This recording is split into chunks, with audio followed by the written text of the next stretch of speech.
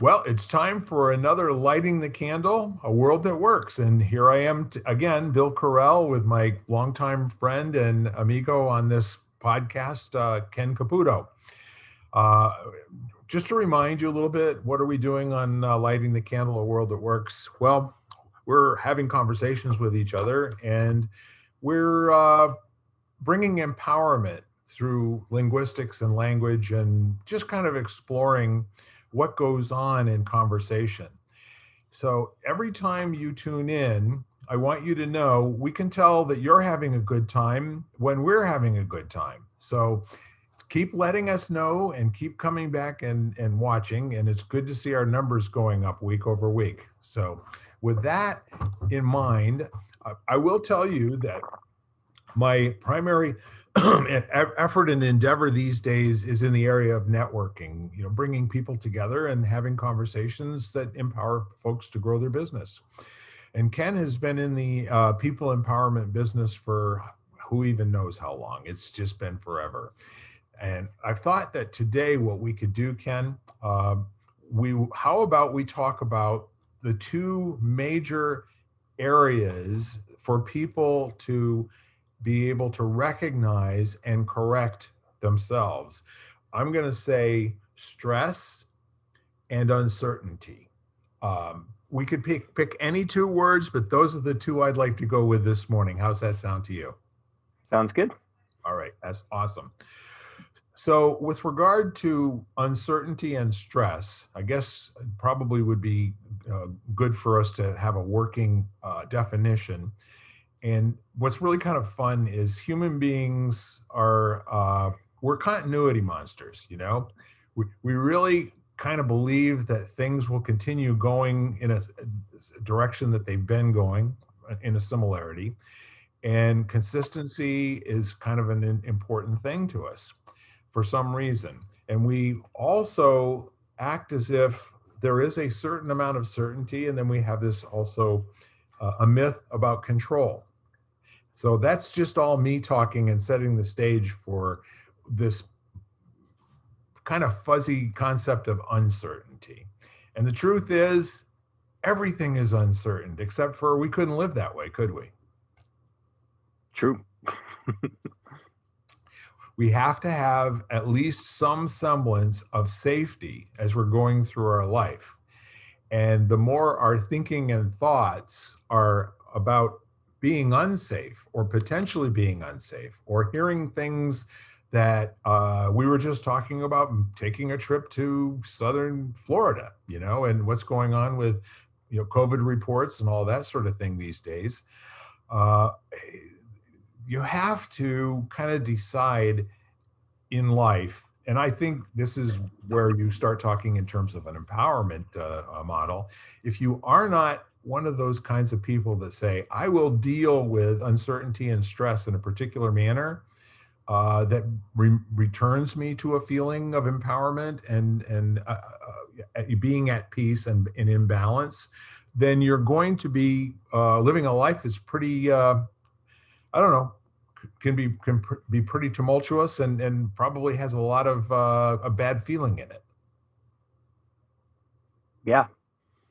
Well, I think life is going to be tumultuous, Yes. no matter what, So, and it's funny. It's that, are you looking for the eye of the storm, or are you cultivating your ability to find serenity in the storm? And they're kind of two different things. So it's interesting. I mean, it always ends up feeling like control, any sense of control is to some extent going to be illusory. Yes. Because it can all change. It can all feel like you believe you're in control until you realize you're not. Yes. That can happen at any moment, at any time. Yeah, absolutely. I always think about what Mike Tyson would say: everybody's got a plan until you get punched in the face. Yep. And the plan rarely and seldom includes starting off by getting punched in the face. So yeah. How quickly can you get back, to a center of balance. And that, I guess, for humans is, as you said, I mean, the two distinct models are cultivating being in the eye of the storm, or, if you're not in the eye of the storm, and what's really so is that it is, kind of outrageous. How do you manage to manufacture serenity in that situation? And what are your thoughts on that? What are some methods that people use? What are some teachings that are out there to allow people to return to that place of placid lucidity? Well, I think that's, the key is that finding practices that let you learn to recognize and connect to what balance, serenity, grace, whatever the words are that you choose to be guided by, what that feels like to you. So, because it's kind of like, it's sort of a myth, but that whole frog in a pot thing, about, you put the frog in boiling water, it jumps right out, and it's not actually true. If you put a frog in cool water and you start heating it, it will get hot enough that eventually it will jump out. So, but the metaphor is kind of interesting because it's the idea of, often we don't notice the stressors and the things that are building around us until they're adversely affecting us. So if we know if we've identified what the appropriate temperature for us feels like, now we have a starting place to be able to recognize fluctuations in that, and we can respond to them sooner. Yeah. So, I mean, for me, Tai Chi was something, the feeling of practicing Tai Chi, it's breath, it's relaxation, it's movement. So there's all these kind of command over the body, and just the ability to let go with your mind, but still have enough focus and intention and awareness that you're not running into things around you. So, so that feeling that created through the practice of it is something that, when something unexpected or unknown happens or stressors come in, I that's my place of, like, sanctuary. Yes. Is not doing the form even or practicing Tai Chi. It's just remembering what it feels like when I'm doing that, and that becomes the thing that I can access, and it reminds me of all the things that I can do to find that serenity and navigate more effectively. So, and for everybody it's different. It's for some people, our model is move, think, connect, fuel, empower. Yes. And which means that, just noticing what that means for you. Do you find value in movement, going for a run or a walk or gardening, whatever it is it is it learning something, reading something, painting something, some kind of mental stimulation, or is it connect, phone a friend, connect to your higher power, whatever that is, that kind of thing. Or is it thinking about nutrition or a good cup of coffee or something like that? Or is it like the yoga or the meditation, the empower part? So, so just kind of connecting to those things, I guess. Yeah. So here's one of the really neat things, when you get to be a person of my age and have been exposed to as many different so-called self improvement or self-help or all those kinds of words that don't actually convey what the real idea is. They're training. The self-improvement is like, you want to do, if you want to improve, start doing push-ups. Do 2, then 5, then 7, then 10, and then after a while you get to the point where that extra one push-up is takes all the effort in the world, and then all of a sudden you can break through and do 10 or 15 more push-ups than you could when you were struggling the day before. So the interesting analysis, when you look at the metaphor of the frog. We do bad things to frogs. We put them in blenders. We put them in hot water. We really need to be kinder to frogs. Yeah. But all of that said is, we're in a situation where if we are planning appropriately, we're going to realize that when you go out in the cold, it's appropriate to dress in warm clothing. Okay. Or if you think there's going to be swings in temperature, then it's a good idea to bring something along, that will help you defend the cold. And that same thing, one of the practices I remember early on, Tony Robbins, he was very, very big on being able to recognize and create, states of mind, where your mind is in a particular state that you have designed, a place where you are completely empowered, comfortable, and, enlightened, and ready to rock and roll in life. And that in all areas where there's a performance issue for people, it almost always is alleviated immediately, if not sooner, by being responsible for their state of mind. So the muscle there, instead of doing push-ups or, katas, or practicing forms, the muscle there has to do with being able to conjure up a place where your mind goes, that you then have an opening, that you are, you've got freedom to move, freedom to create, freedom to be, So that's always been very interesting to me. And it's been a lifesaver for me at different times, having this experience with being able, well, we always had a ball when somebody would take the word, going to your happy place.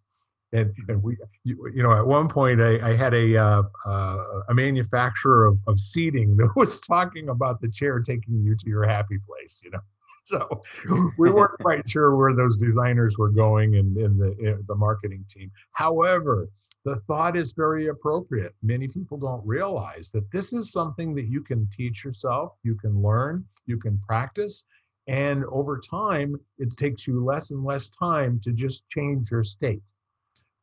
Mm-hmm.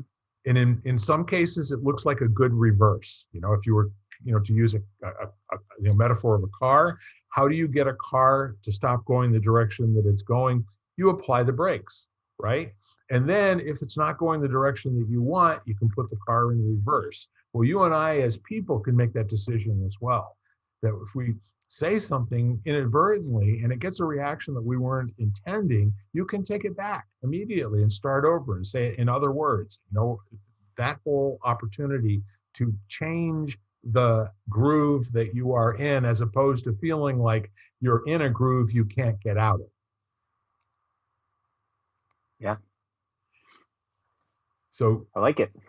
Yeah, so I do too. And really the neat part of it is, all during my growth years, I kept creating these metaphors, For instance, whenever in the 1990s, when I was having a difficult time training people, folks to take over doing really difficult tasks in business, the next thing I need to do typically has more to do with getting into their world and understanding what's going on for them. And so what I would do, and I got known for having a so-called quick reverse, but what I was actually doing was I was employing the reset button on my video game. Back in the old days, the Super Mario Brothers, or just the Mario Brothers. You press that reset, you get a brand new guy. Go do it again and see if you can beat that bad old mushroom, right? And so I found that to be very empowering, the automatic disconnect and clear everything out and start over from fresh, And in many cases, I devised other little sentences when I'd say something that was completely wrong, factually, and then somebody would correct me and I would say immediately, well, like I said, what you said, and I'd use their words. And that would take the tension out of the air because I was clearly saying, yes, I got it completely wrong. Thank you for correcting me, and not taking offense to that, because many people, especially when you're speaking in public in front of a group, they don't like to be corrected, very often. So if you're out there in trying to do good stuff and trying to make sure that everybody feels part of a team, and you're creating the opportunity for leaders to emerge. Sometimes it's a good idea to be self-effacing. Sometimes it's a good idea to use that opportunity to stop talking and let somebody else speak. Agreed. I guess the question that always comes to mind is how much of a priority is it to practice these things in advance? Like in your life. I mean, we talk about being a navigator, and I always liked, my mentor used to share the surfer analogy, where you got the person standing on the shore looking at the wave crashing down, and then you got the person who's practiced how to surf that wave, who's actually looking forward to the wave. And the only difference is the skillful ability to handle that wave, as opposed to, the same wave just overwhelming you and burying you, or you being afraid of that happening, or, whatever it is. So it's always just been interesting to me. It's kind of, I think a lot of times we get caught up in being in reaction to our own lives.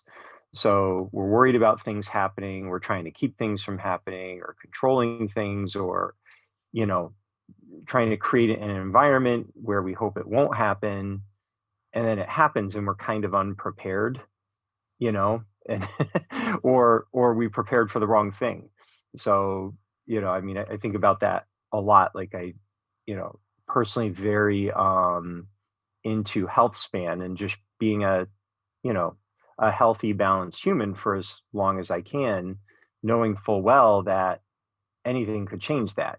I mean, last year I got hit by a car that could have killed me, or, that could have changed all of that. Practice wouldn't have mattered anymore. So, so how have you approached your life in a way where the daily practices will give you the adaptive resiliency to handle what comes up and still be at peace with the life that you're living? It's an interesting concept, and it just makes all the sense in the world, simply because um, having virtual experiences where you're not necessarily uh, it's, for instance, the person that's sitting on the shore watching the waves, they they have an ish kind of an idea, but it's clearly the domain of, if you're not on the court doing the action items, failing and succeeding and failing and succeeding, and then getting this kind of muscle memory, and in your body, the changes that take place where balance now becomes an integrated part of who you are. And it extends not, from your extremities, and that's where balance lives. No, it's in your center, it's in, your torso, it's in your legs, it's in your feet, your toes, it's in your hair. And so Mhm. a balance that then is there is now part of your what we call unconscious competence. It's just that you've done it so much, and the neat part of it is that it'll translate into situations that you might not have actually been preparing for. It has to do with this whole decision of you as a person saying, I am not going to let adversity take me off the court for very long. It's Mhm. going to happen. And what I was thinking of while you were restating that story of getting hit by the car last year, what and, yes, and um, whatever preparation you had would have been very useful, and actually was useful after you got back up off of the ground, and then took care of your body after that, and did the appropriate things that your training has shown you. And had you not been in such good physical condition, what might the outcome have been? It Mhm. could have been quite different than it actually was. So again, when you have made decisions about what you want in your life, um, oftentimes it just puts you in a place where there's a lot more options available. Yeah. No, you're right. And, and that was an interesting example, because you're right. I mean, I was in really good physical condition, so my body was resilient. I've got muscle and, bone density and all those kind of things. So, and then I practiced riding bikes. I mean, I raced mountain bikes for a lot of years. So I practiced falling a lot. Yeah. And I've been hit a lot through the martial arts. So even the impact. But then the really interesting thing is the years of choosing to be graceful and balanced in my interactions with other people. um I immediately got up off the bike and asked the guy who hit me with his car if he was okay. Yeah.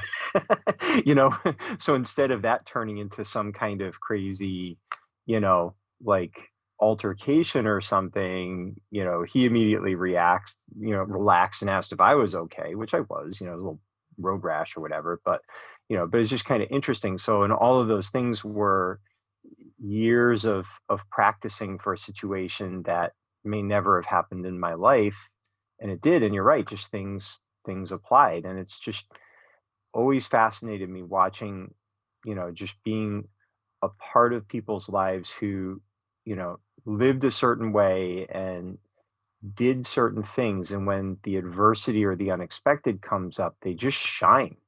Like, it's incredible. And it's like they'd literally been practicing for this thing to happen their whole life.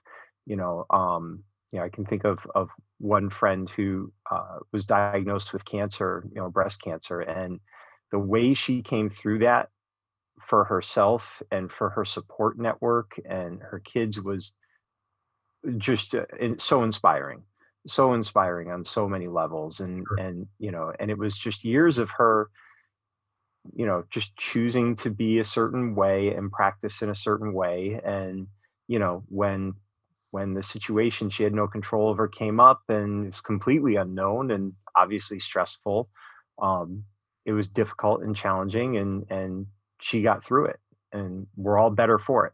Every single one of us that she was in contact with is better for that experience. It's kind Yeah. of cool.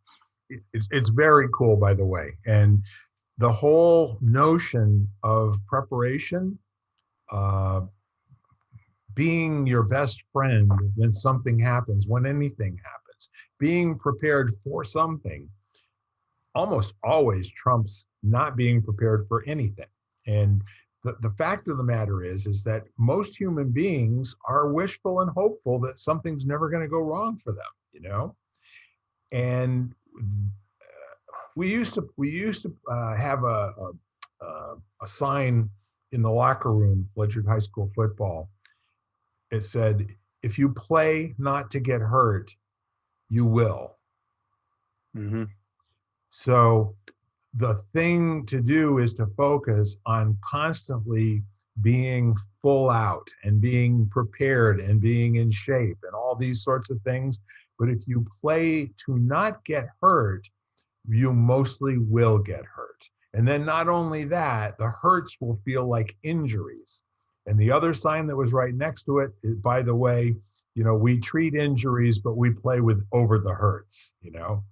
Hmm. So those kinds of thoughts have kind of carried with me when I remember them. And it's been very empowering to me to think in terms of when I have so-called downtime, this whole notion of preparing for uptime. And that carries over into sales. It carries over into public speaking, even these podcasts. A lot of the time that I spend looking at things online has to do with planting ideas and thoughts that I think may be useful to other people somewhere down the road or along the way.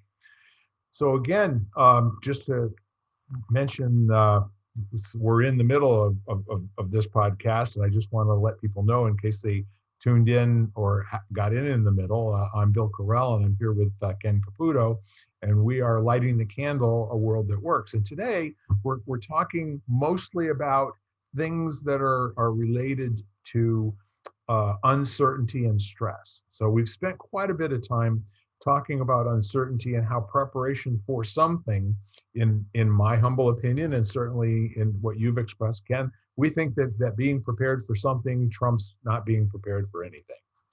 And so with that in mind, we can examine stress a little bit and kind of understand that stress, there is no is stress in the world. Okay, you can't go and buy a cup of it, at the pharmacy, and it is something that is manufactured by every human being, and it has to do with a conversation going on in their own head. Usually it's something along the lines of there's something wrong around here, there's something wrong with me, there's something wrong with you, there's something wrong with it. And it's undistinguished, and it has a lot to do with, again, people love to be in a place where they feel like they have some continuity from what was working, or a way to get out of a situation that's not working. And the whole idea is the difference in what we like to say in math, the delta between your confidence that you are in a certain trajectory, that where you have some so-called control in the future, or you don't, allows your mind to do things and create a bodily response that we know, like, and is all too familiar in terms of stress, right? Yeah. So again, what are some of the, first of all, people can train themselves to experience stress for an instant and immediately dispel it. There are people that are black belts at that, yes? Mm-hmm. Oh, yeah. So for instance, you've got, let's just take, the model of the racing crew, who their job is to do a set list of tasks in as little time as possible. When the driver comes in with the car, they have different types of routine maintenance that they're going to perform in 10 seconds or less, 20 seconds or less, a minute or less, including, changing the tires and the wheels, right? So lots of other professions go through the same type of fundamental training. I mean, any professional, in my opinion, at the core of it has that run, hit, and throw philosophy. Police are trained exactly the same way to respond in every situation. And to the degree that they have time in grade and have gone through sufficient training, they're able to do that. Emergency room, personnel, doctors, nurses, the specialties, all that sort of thing.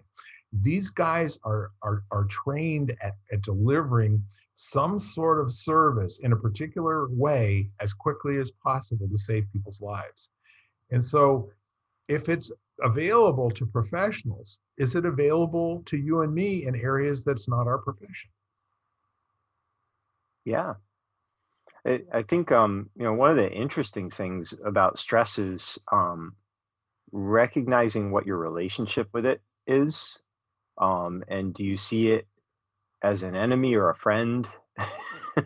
Remember Dennis Waitley, he wrote The Psychology of Winning years ago, and he used to talk about the only truly tensionless state is death. So, and stress is the gateway to growth. You want to make a muscle stronger, you got to stress it. You want to test the boundaries of a relationship, you got to stress it.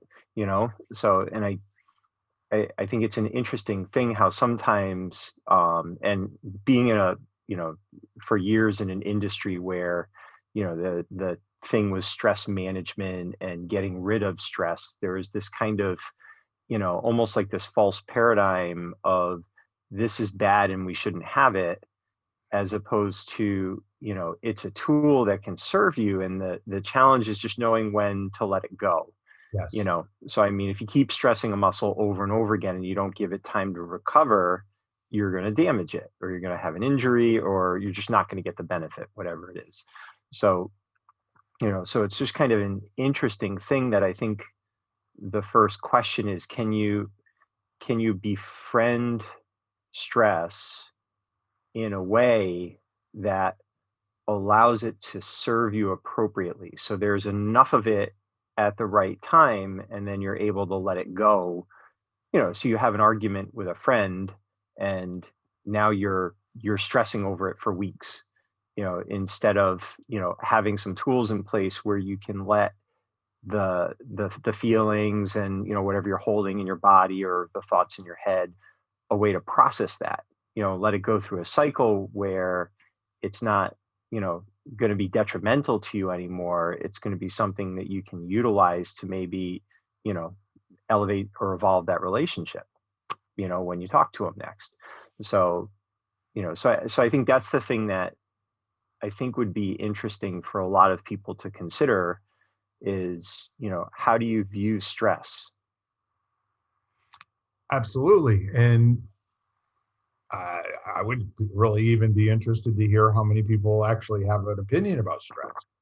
You know, it's kind of like, Yeah. you know, if you were to take a look at diet and nutrition and all of those sorts of things, what they're finding is that there really are no there in the world. There's nothing bad. It's only when you overdo something. But almost everything in moderation has its time and its place and benefit.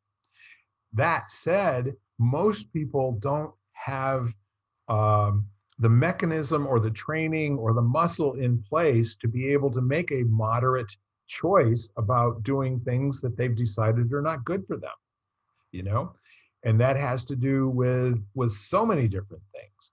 So the whole idea of doing something or not doing something in terms of like going out to dinner, for example, watching what Mhm. other people are ordering, and then having made a very strict decision about what you can and can't have, and then feeling, you know, the push pull with regard to, well, wait a minute, that smells absolutely amazing, I can see it on the other table over there, and, you know, I really do need to have some fried mozzarella every once in a while, you know.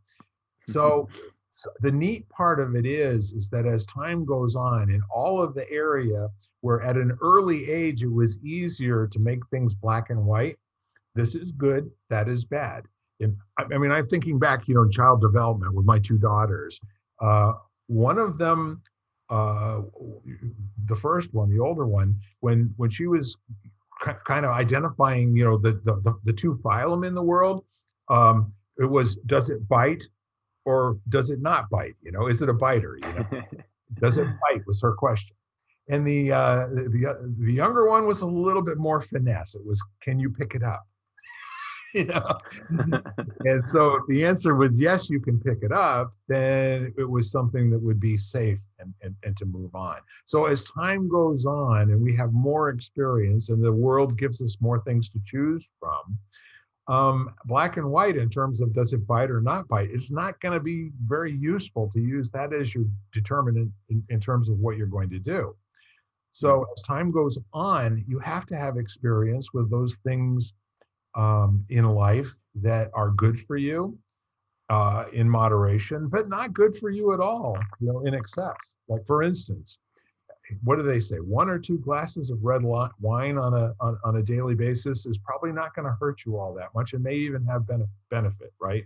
Having to do with what is it? Grape seed extract and whatever else is Yeah, in it's wine. resveratrol is the chemical in it. Yeah. Yeah, so this actually has an antioxidant effect and may even, you know, cause you to live longer, right? So that's a good thing to know. And they say the same thing about beer. As a matter of fact, I can remember when my mom was pregnant with a couple of my younger siblings, that the doctor had said it's probably not a bad idea for you to have a stout, you know, one Mhm. 12-ounce can of stout a day, you know. And so all of that said, who even knows if any of this is true, right? That's not what we that's not what we find out in terms of exercising up to that limit. And but we all know what it feels like at one point or another in our life, and in many cases it's after football games or other things where you go to bed and you don't remember what time you went to bed, and you don't even remember sometimes how you got there, but you wake up, you know, the following morning and maybe not feeling so good, you know. Mhm. And that's where you've gone beyond one can of stout or two glasses of red wine. And what does that basically say? Well, people will respond to that and say, I can't let that happen again, right? Or whatever. So I'm, you know, using alcohol in this instance to demonstrate the idea and the notion of where do we, good friend says, when's enough enough? You know, how do we know when we're on that cusp of moderation now going to excess.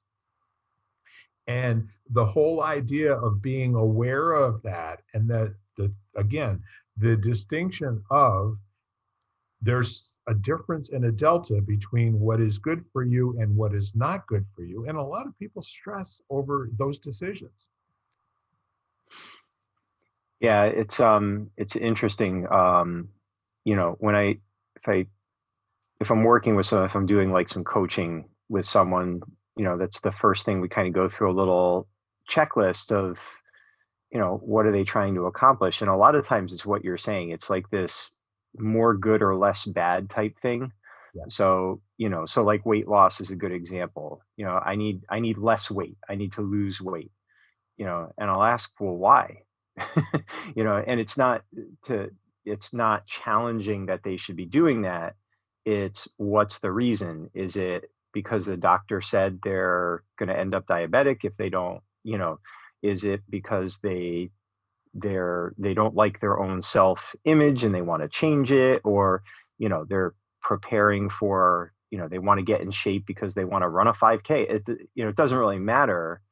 But the interesting thing about it is, what we do is we create this shift away from losing weight to living a lifestyle where you can track changes. And one of those changes will be your body optimizing. So we don't even talk about weight, we talk about composition. What's a healthy amount of fat versus muscle? And there's so much awesome technology. You can get a scale and it'll give you, it won't be super accurate, but accurate enough that you'll get a trend line of, okay, it doesn't matter how much I weigh, I'm watching this percentage of body fat drop or muscle go up or whatever, and I'm seeing the way my clothes are fitting different. And more importantly, my energy feels better or my blood work came back better. So it's what are you actually tracking? Are you trying to just get something or get rid of something, or are you focused on a result that you've predetermined has value to you, and now you're practicing ways to achieve that result? Like the alcohol is an interesting one, because I've been playing with that for a couple of years now, using a Whoop, which is one of those 24/7 fitness tracker type things. And Sure. one of the things it does is it measures sleep quality and also recovery. And so I test it because I love beer, but I don't drink a lot of beer anymore. And mainly because I've been focused on some kind of performance things. So I can literally watch the result of having a couple beers on a Saturday night at dinner, and then I can track on Sunday what that did to me, like resting heart rate variability, sleep quality, all of that. And now, like you said, now I can make a decision as to what's important, that, I'm feeling more recovered, or am I willing to have a couple beers and not be quite as good the next day as I'd like to, and it's a much easier place to come from, because instead of never drink beer or justify always drinking beer, it's like, how does this fit in with the way I'm choosing to live my life and the goals that I've set for myself, you know? This is a perfect conversation, and I want to address this to the folks that are listening at home. We're talking about health. We're talking about building muscle. All this has to do with almost all stress and loss of power comes from a decision that got made and was forgotten about, that I'll never, ever, ever let this happen again. So that happens for people. And then something comes up and it may remind them of the feeling of that powerlessness and that helplessness having to do with when they made the decision that I'll never, ever let this happen again. But it's not pointing to the exact same recreation of that, whatever it was when you made the decision. It just has kind of like a similar feel, smell, taste, whatever. There's something about it, that it's in that realm of, oh boy, when I do something like this, it usually doesn't turn out well for me. And now you've got this stress going on where it might be a social circumstance where, all your friends are doing it. Okay. And it could be something as simple as just going for a long walk. And again, when when you're somebody who doesn't walk regularly, perhaps there's a fear that you won't be able to keep up. Perhaps there's something else going on in your mind, and all of this has to do with um, a life that you are living, having in conversation with yourself about things that mostly do not matter and never take place. You know. And I'm trying to remember who it was that said, I've lived through a lot of traumatic experiences in my life, some of which actually happened. You know, Yeah, yeah. I remember who said that either. That was a good one. Will Rogers or Mark Twain comes to mind, but it could have been somebody completely different. You at home, I know you know the answer to this, but the whole idea as you're going through life is to create these kind of little opportunities to learn. And every time, I say learning is holistic. It's kind of like, if you know anything about laser technology and holograms and that sort of thing, holograms are this really, really cool construct where they're created, in a media with lasers. And what happens is that you start with a big image, and if you break off a piece of that material, and then you look at the small image, it's just a tiny version of the big image. And if you smash it into 1,000 bits, every one of those little holograms looks identical in terms of Yeah. form and color and all that sort of thing to the big image that started from. And so I'm saying to you, what if the whole idea of having muscle learning, organic learning in any part of your life is holographic to any other place where that learning can be brought out, where it's Yeah. now you've got more capacity, you've got more capability, you've got more centering and more balance. Does that make sense? Oh, yeah. No, I mean, I'll give you a perfect example. I've trained in the martial arts for over 30 years now, Yeah. and I've never had to use it physically. And at the same time, I've used the principles every day of my life, every day.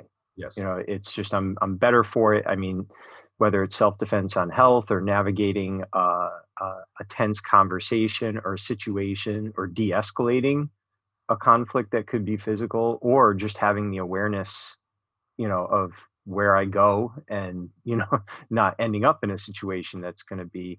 So yeah, so it's, literally practiced and, to defend myself for 3 decades and never thrown a punch, except in training. Yes. Well, I also believe I've heard you say from time to time the successful fight is the one in which no punches are thrown.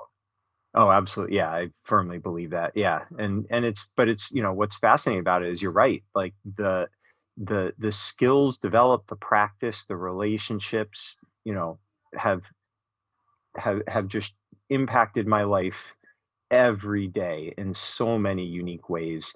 So, yeah, so I mean, and how often does, what the things we learn and discover from relationships that, ended, sometimes just naturally, organically, sometimes not well, that ends up being the fertilizer that helps grow new relationships in more impactful ways. Yes. It all helps. Yeah, my uh so one of my favorite all-time quotes is the one that goes something like, what is wisdom? Well, wisdom is uh, experience. And what is experience? Experience, or well, what is wisdom? Wisdom is making good choices. Where does that come from? Experience. Where does experience come from? Making bad choices, So the whole notion of getting through life unscathed, when you started out as a 2-year-old wondering whether something bit or not, or you could pick it up, you have to go through a lot of experiences of getting bit and not being able to pick something up. And then as time goes on, hopefully, hopefully you're in the frame of mind, and this is that whole idea. If there's something in your life right now that you're looking at, I don't care who you are, everyone has at least one or two areas of their life that are just plain mysterious to you, you know? And if you're in that situation with your life, I've got bad news for you. If you want to gain more ground and more room to move in your entire life, guess where you need to focus? What's holding you back in one area is potentially and in fact holding you back in the whole rest of your life. There are people who are so accomplished in one particular area and would not describe themselves as overall successful people. They don't live a life that's full of enjoyment because they happen to be, an amazing person in this one discipline or area. And how do you and I deal with the differences between what we say we're capable of and we know we're capable of in our gut, and the difference between what we say and what we know and what we're actually experiencing? How do we hold that? How do we live with that? And yet most people do. And what they find in many cases is that when they're reminded of their shortcomings, they're not embracing that and going, "Oh, cool, here's another opportunity to grow." You know, it's Yeah. usually not their most inspired or enlightened thinking. However, they just decide they're going to avoid it. It Mhm. seems to be being caused by this thing or that person or that place, whatever. I just won't go there, you know? And it's kind of an interesting thought, but my wife had a 90-year-old aunt who drove until she was 96 years old. She had no strength in her right arm whatsoever. So she used only her left arm to drive. And guess what? It's very difficult to make a left-hand turn when you're left-handed. Mm. So she would plot routes to the store to get gas, to visit friends, whatever she was doing, that all had right turns all the way. The whole route was nothing but right turns. And yes, we're laughing about it, but is it possible that you and I do some of the same stuff? If we just look back in a particular area of our life, are we right turn people, and not necessarily in the what is it?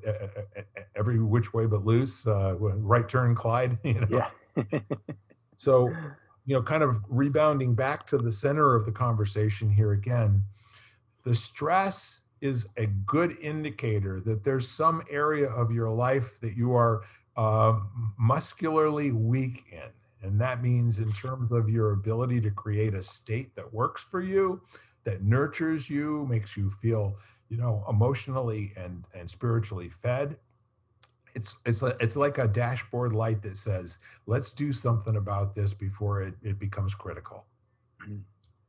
Yeah, and I think it's important when you recognize that to figure out what part of the growth, what I call the growth rep cycle is. Should you be pushing at that? Should you be battling with it to stimulate, or do you need recovery? Do you need to let it go? Do you need to take a nap? you know, and it's hard because you don't always know, but it's like, you could have a tension in a relationship and what it needs is space, Yes. or it may need, a mediator, or it may need you to develop a new skill or make a decision as to whether or not the relationship's appropriate in your life anymore, so like we have all these choices, and I think that can really add to the stress too, because there's this fear of when you choose something, it could be wrong. And again, now we're back to navigating. If you're viewing it as, okay, I'm going to test something and then we'll see how it works out, understanding that I can take that information and I can test something else, and over time you get more and more skillful at, you know uh, I think it was said to me, as many mistakes as fast as you can till you reach your inner genius. Yeah.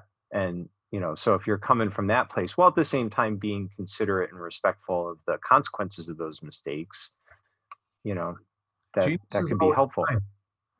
You know, by definition, in my opinion, genius is always kind. Okay. Mm, So yeah.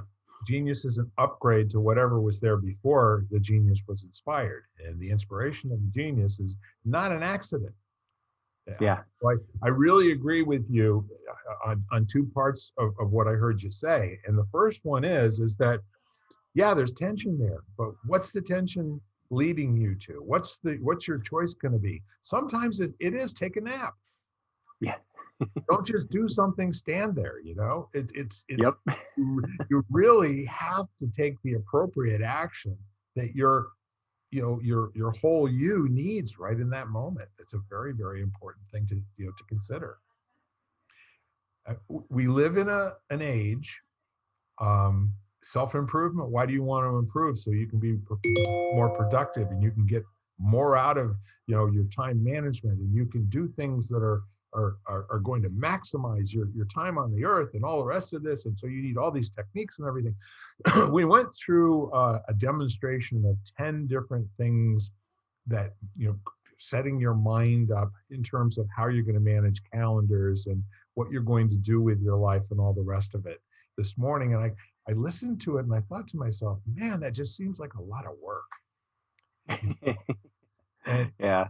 and when you're trying to maximize yourself as a producer, I wonder if the why you're here in the first place gets left out. you know Yeah. Yeah. we have this unique I say we have this unique responsibility to all the people that have ever been, all the people that are here now, and all the people that will ever come, to just be ourselves. We have Mhm. that amazing gift of being alive here and being able to dance on this earth for however long we get to.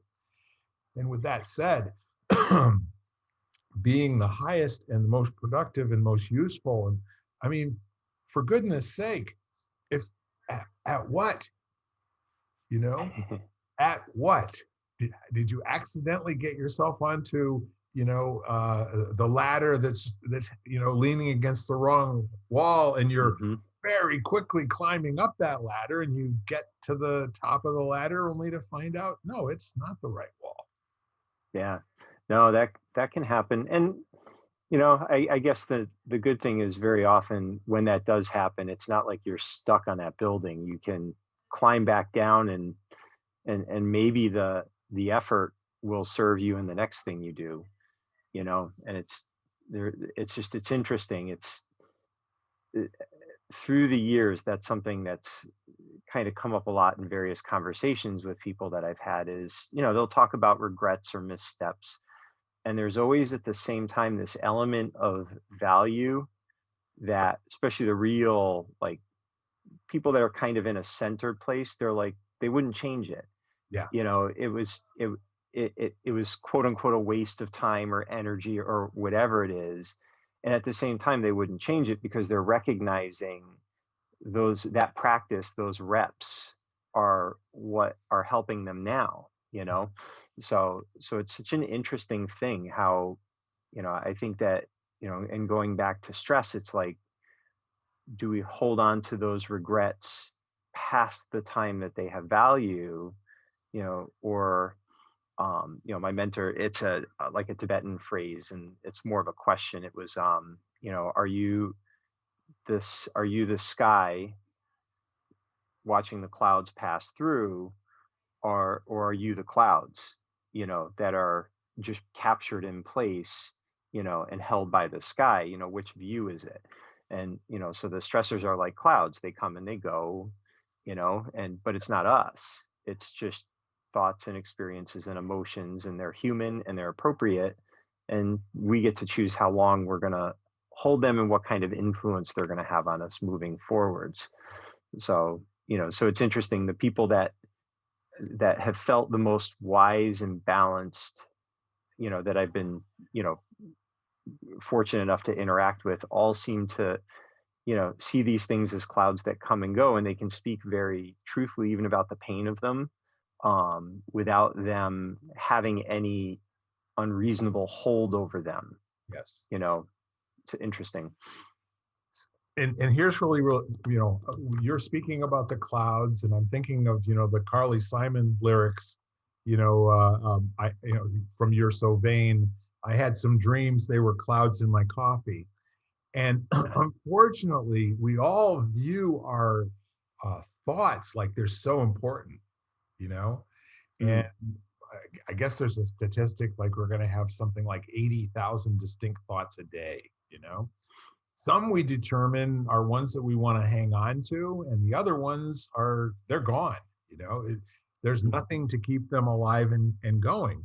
But your metaphor with the cloud and how your view of the world and your view of your life, if you're looking at the whole picture, the sky, the earth, the clouds, all of the people that are participants in this world, again, when you have made a decision that you're going to be a productive human being, wouldn't it be a good idea if you find out why you're supposed to be here in the first place first? yeah. What is your unique contribution? Every person listening to this, you have a unique contribution. Your DNA, your molecules that you're comprised of right this moment, how you're listening to this, it's never been done before. You'll never be this person again, you know? The old idea of you can never dip your toe into the same river twice, that's what we live.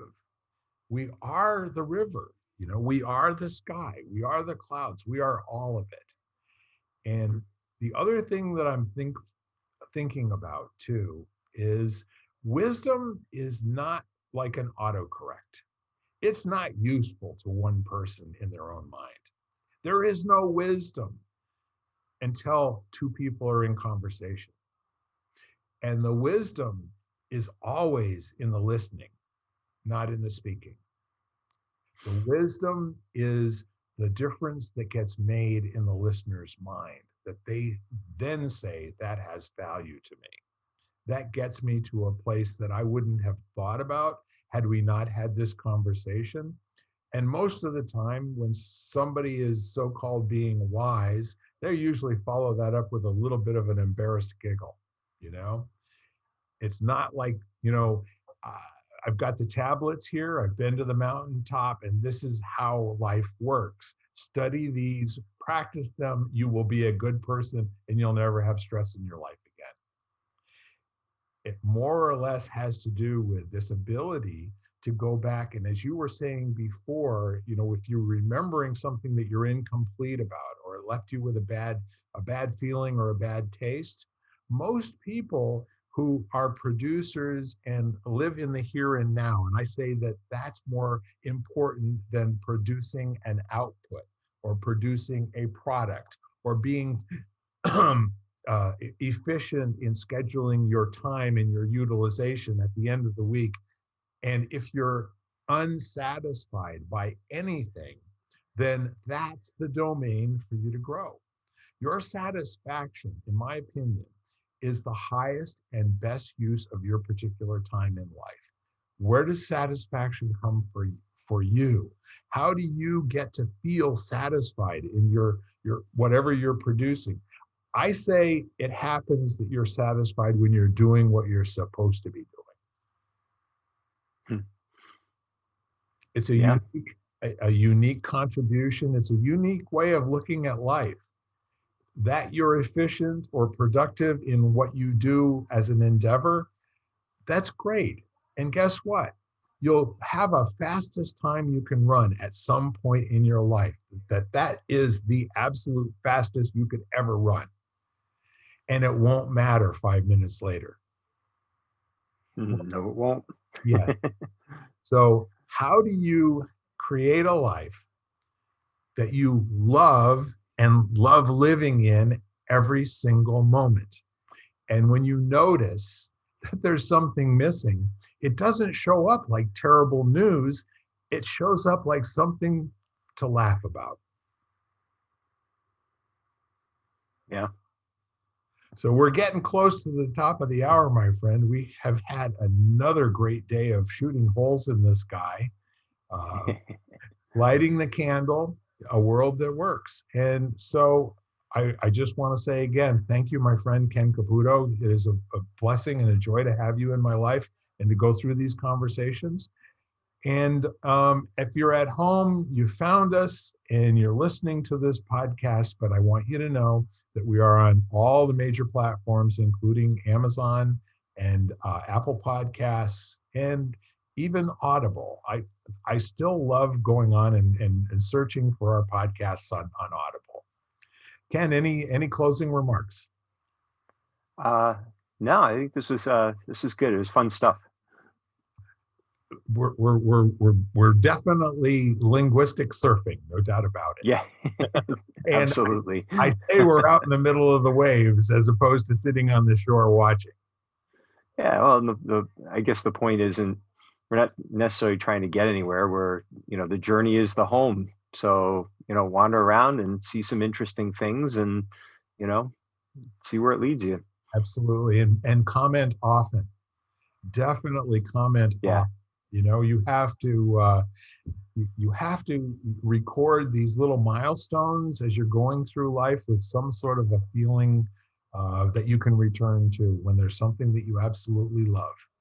With that said, thank you all for tuning in. We'll be back in the next one and looking forward to it.